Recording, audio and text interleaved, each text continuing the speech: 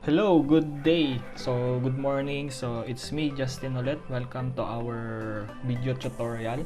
So, kung bago ka man dito, bago ka man sa channel natin, welcome. So, today, ang ituturo ko naman sa inyo is about pen tool. So, may mga nagko-comment, may mga nagme-message sa akin na nalilito daw sila kung paano gamitin ang pen tool. Okay, so today, tuturuan ko kayo kung paano gamitin ito. So, gagamit tayo ng example. This one, tong image na to. First of all, hindi po sa akin tong image na to at nakita ko lang po ito sa Pinterest. So, disclaimer po. Okay? So, first, ay duplicate ko muna to. Okay. Usually, ginagawa natin sa Vexel Art. Then, mag-add ako ng solid color natin sa ibaba. Okay, so, first thing is that, okay, pen tool. Kung gagamit tayo ng shape, make sure na yung pen tool natin ay naka-shape. So, usually, yung ginagawa naman natin sa Vexel Art, naka-shape yan. And then, yung hair, naka-pat. So, make sure naka-shape. And then, yung stroke, naka-0 or none. And then, yung kulay or yung kulay na gusto natin gamitin. Okay, first. So, first point, click ko lang yan. Okay? And then, kunwari, itong curve na to, yan, gusto kong kunin yan. So, pwede yon. So, pwede natin kunin buo yan. Pwede natin unti-untiin. So, unti-untiin muna natin. So, first point, yan, itong bandang yan. So, yan yung ginawa ko. First point. Ang gagawin ko, para hindi ka ganong mahirapan, siguro pwede hanggang dito. Okay? Yan. So, ulitin ko. First point, second point, hilahin mo lang, huwag mong bibitawan, hilahin mo kung saan mo gustong pumunta. O, yan. So, first point, second point, yan na. And then, zoom out. Kukunin ko na naman dito. So, click, drag ulit. Yan. Okay. And then, click ulit dito, drag. So, basic lang, di ba? O, click na naman dito, drag. Okay? Click, drag. Click dito, drag. Then, click dito, drag para makuha yung shape. Click natin dun sa first point. So, ito na yung last point para magdugtong sila. Then, drag. Huwag nyo munang bibitawan kasi. Yan. So, let's see kung maganda yung output. Ayan, diba? Kuhang-kuha. Kuhang-kuha yung shape natin. Diba? Madali lang. Okay, next sample. I-close ko lang muna tong layer na to. Next sample, pag mabilisan naman. First point, click. Second point, click. Okay? Siyempre, hindi natin hirap naman. Gaganon tayo pagkapag. Okay? So, for example, first point. Second point. So, ginagawa ko, ganyan. So, first point, second point, makikita nyo to, itong bandang yan. Pindutin yung Alt sa keyboard, Alt, tapos hilahin nyo lang ito. Hilahin nyo lang itong anchor point na to. Hilahin mo lang na ganyan. Okay. So, ayun, nakuha ko na yung shape. Diba? So, ganun din dito. Kunwari, dito. Drag mo. Siyempre, hindi abot yan. Bitawan mo yung mouse, click mo yung Alt sa keyboard, hilahin mo itong anchor point na to. Okay. So, yun. Kuha na naman. So, dito na naman. Click. Then, Alt. Bitawan. Alt yung sa keyboard. Hilahin mo tong anchor point. Oh, yun. Tapos, dugtong mo na naman doon. Yan.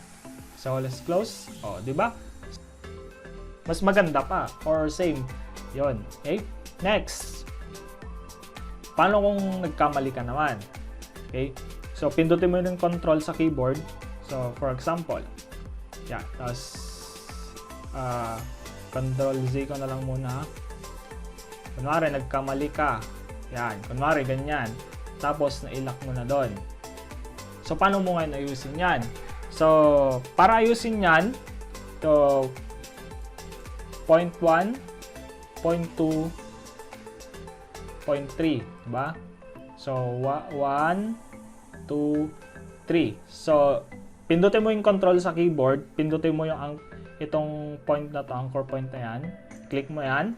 And then lalabas yung anchor point or yung anchor. So, i-click mo yung point na yon or yung point na yan. And then, pindutin mo yung alt sa keyboard, hilahin mo. Ayan. So, ganun din gawin mo dun sa kabila. Press control sa keyboard. Control click. And then, pindutin mo yung alt para ma-move natin tong anchor point na to. Tong anchor na to. Click alt, then, yun. Click mo itong anchor na to. Then, hilahin mo na. So, tingnan natin. Yun. Ayos na. Next. So, ano pa ba? Maybe yung sa hair strand or yung sharp curves. Paano naman po yung sharp curves? Okay, so for example, ito sa kilay. For example lang So, kilay. Okay. Yun. Ngayon, gusto natin gawing sharp or yun, matulis. Pindutin mo yung alt sa keyboard, click mo yan. Yung dulo, yung anchor point. Click mo. So, mangyari, mapuputol yung dulo. So, pwede mo nang hilahin pababa. Okay, so yun. Pwede na. Ganun na naman. Alt sa keyboard. Pindutin mo yung point. Yun. Yan. Alt ulit para maputol yung dulo. Diba? Alt. Click. Drag. Alt. Click. Para maputol. Alt. Para maputol ulit. So, ganun. Ganun lang kadali gamitin. So, hindi ko napupuliduhin kasi example lang to. Alt. Yan. Sorry. So, medyo busog kasi ako. So, yun. So, nagawa na natin yung kilay. So, ganun lang kasimple. Diba? Next. Siguro, subtract. Kung paano mag-subtract naman. For example, ito, ayaw mo to. Gusto mo tanggalin yung nasa loob. Yan, yung nasa loob. So, ang gagawin mo, click mo yung shape na yon. Yan. So, lalabas yung guhit. Diba? Yung guhit yan. Nakikita nyo naman siguro. Okay? Ang gawin mo, punta ka dito sa task, path operations, subtract. Pili mo yung subtract. Subtract. Okay. Ngayon, tatanggalin natin to. Yan. So, click, drag, click, drag, click, drag, okay, click, drag. Ngayon, hindi siya abot. Pindutin natin Alt para ma-extend. Okay. Click natin dun sa dulo. Yan. So, tignan natin. Yun. So, nangyari, natanggal na. Okay, so ayos ba yun? Okay, good to know kung gano'n. After nun, ano pa ba? Ano pa bang combine? Okay, so for example, i-close ko lang to Close natin, ibalik natin yung nauna. So for example, syempre dalawa yung shades. Gusto natin isang layer lang yan. So ang gagawin natin, i-click natin yung shape na yun, yung dating shape. Click natin dito, combine.